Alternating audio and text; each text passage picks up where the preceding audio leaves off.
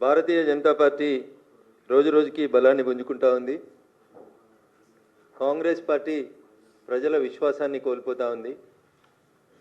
ప్రత్యామ్నాయంగా ప్రజలందరూ భారతీయ జనతా పార్టీ వైపు ఆలోచిస్తూ ఉన్నారు.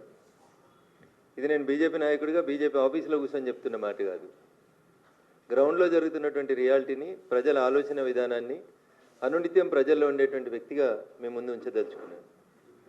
ఈ రాష్ట్రంలో 10 సంవత్సరాలు పరిపాలన కొనసాగించిన తర్వాత, అసెంబ్లీ ఎన్నికల్లో ఓడిపోయిన తర్వాత గొప్ప ఫలితాలు తెచ్చుకుంటాం, పార్లమెంట్లో ఏదో గొప్పలు చేస్తామని చెప్పి అనేక మంది గొప్పలు చెప్తే, పార్లమెంట్లో భారత రాష్ట్ర సమితి అనే పార్టీకి 0 స్థానాలను ఇచ్చిండ్రు తెలంగాణ ప్రజలు.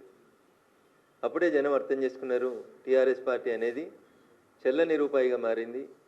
టీఆర్ఎస్ని బీఆర్ఎస్గా మార్చిన రోజే ప్రజలు టీఆర్ఎస్కి బీఆర్ఎస్కి రెండింటికి కలిపి వీఆర్ఎస్ ఇచ్చినారు.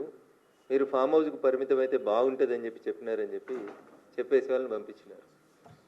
తర్వాత ఏదో కొత్త కథలు వెళ్తా ఉన్నారు. బీజేపీ బీఆర్ఎస్ బీజేపీలో కలుస్తామన్నారు, విలీనం చేసుకుంటామన్నారు. అట్లా అప్పుడప్పుడు జనాలలో ఉండేందుకు టీఆర్ఎస్ పార్టీ లేదా బీఆర్ఎస్ పార్టీ ప్రయత్నాలు చేస్తూ వచ్చింది. ఈ మధ్యకాలం లోపల 2 ఎన్నికలు, ఎమ్మెల్సీకి సంబంధించి 3 ఎన్నికలు జరిగినాయి. 2 ఎన్నికలు టీఆర్ఎస్ పార్టీకి బాగా పట్టున్నది.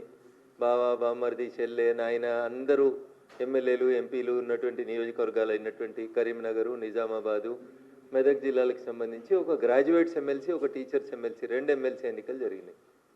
టీఆర్ఎస్ పార్టీ కనీసం అభ్యర్థులు కరువైనరా లేదా వాళ్ళు ఎందుకు ఆలోచించారో ఏం ఆలోచించారో తెలియదు. కనీసం పోటీ చేసే పరిస్థితులలో టీఆర్ఎస్ లేనటువంటి పరిస్థితి.